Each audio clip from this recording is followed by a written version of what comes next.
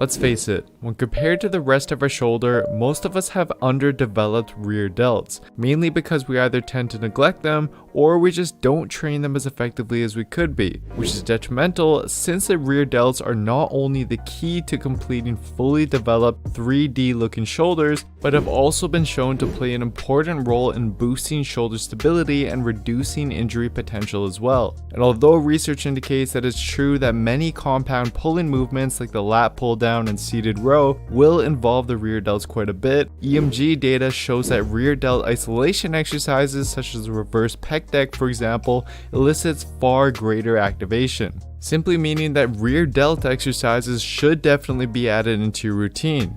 But at the same time, adding in a few sets of a suboptimal exercise like dumbbell reverse flies after your workout just isn't going to cut it. Instead, it's vital that you both choose the right rear delt exercises and perform them in a way that maximally activates the rear delts while preventing other stronger muscle groups like the traps and lats from taking over and stealing its gains, which most people struggle with. In this video though, I'll show you exactly how to do so with a few key exercises you've likely never tried that not only train the rear delts optimally, but will help you minimize the involvement of other muscle groups as well.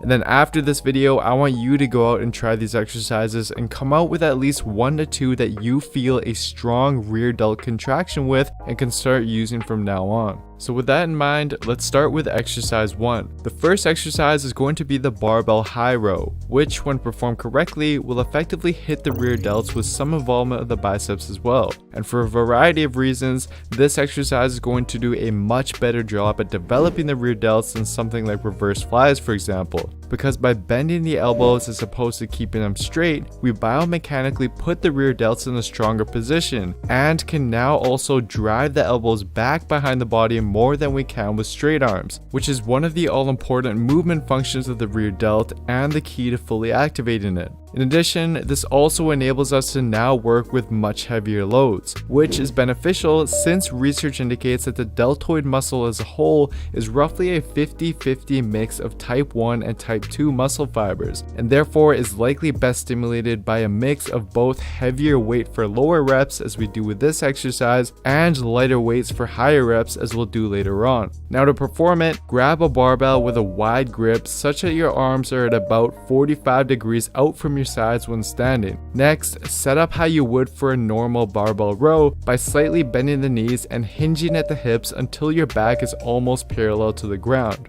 Now at the starting position, I want you to think about pushing your fists down into the floor in order to protract your shoulder blades, as this will help prevent your traps from taking over the movement. Then, lift the weight up towards your upper chest with your elbows kept high. And as you lift up, all I want you to think about as you do so is driving the elbows up and back behind the body as much as possible. At the top position, your elbows should be at a 90-degree angle. Pause here briefly while contracting the rear delts before coming back down. And I would highly suggest using wrist straps for this movement, as I find that it helps minimize biceps and traps involvement to better isolate the rear delts. And I'll leave a link in the description box down below to a pair that I personally use and recommend. And for this movement, you'll want to go relatively heavier with a moderate rep range of 6 to 12 reps and slowly increase the weight over time as needed. And in the event that this exercise is too taxing on your lower back, I suggest trying out the exact same movement but using a lat pull down attachment, either done as shown here with a leg up for support or alternatively on a seated row machine, as this is going to decrease the stress placed on your lower back.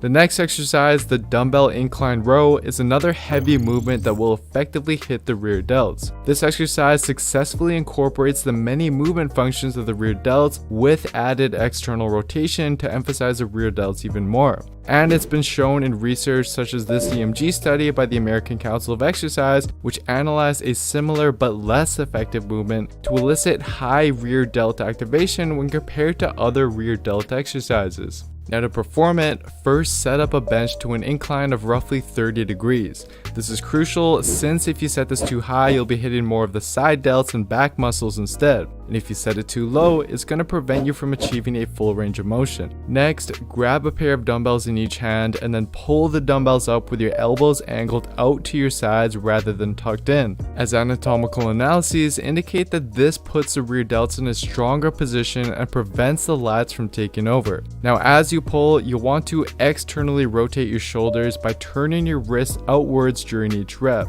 Hold the top position briefly while fully contracting your rear delts before coming back down. And again, for each rep, I want you to think about simply driving the elbows up and behind the body in order to best activate the rear delts. Straps can also be used here as well to minimize the involvement of other muscle groups. And I'd suggest once again using relatively heavier weight for this movement and a moderate rep range of roughly 6 to 12 reps. The third exercise is going to be the lion face pull to now hit the rear delts with lighter weight and higher reps. Now, although most of us know that the traditional standing or kneeling rope face pull is a great exercise for the rotator cuff and the rear delts, I find that for a lot of people, the traps, especially the upper traps, tends to take over the movement. However, by knowing that the upper traps are more active during upright exercises since they work as a postural muscle, we can modify the face pull by performing it laying on the ground instead. By doing this, we eliminate the effects of gravity and can decrease excessive activation of the upper traps to now better isolate the rear delts. And to perform it, you're simply performing a regular face pull but lying on your back instead.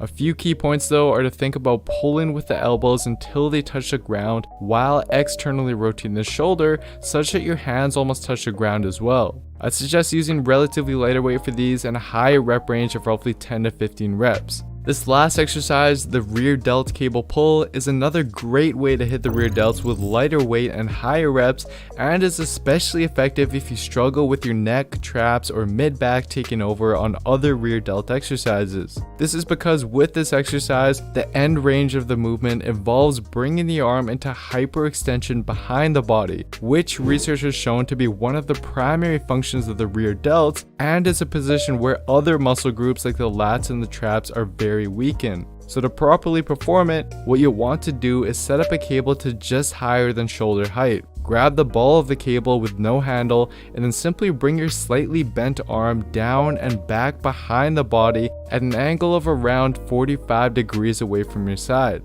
Keep your elbow locked throughout each rep, and as you come down, you want to externally rotate your shoulder by twisting your arm and hand outwards as you bring the cable down. Although the triceps will be involved to an extent, when done properly, you should feel a strong contraction in the rear delts, especially after you get to high reps with it. I would, however, suggest experimenting with your arm angle and trying it out closer versus farther away from your sides in order to find what feels best for you. And similar to the last exercise, I'd suggest using relatively lighter weights and aiming for a higher rep range of roughly 15 to 20 reps. So here is a summary of the exercises I went through with the recommended number of sets and reps. What I'd recommend is rather than perform this as one workout on its own, instead you want to distribute these within a couple of your workouts throughout the week in order to allocate more weekly volume to your rear delts. So for instance, adding these two into your back workout and then these two into your shoulder workout, for example, is a good way to go about implementing them. Regardless though,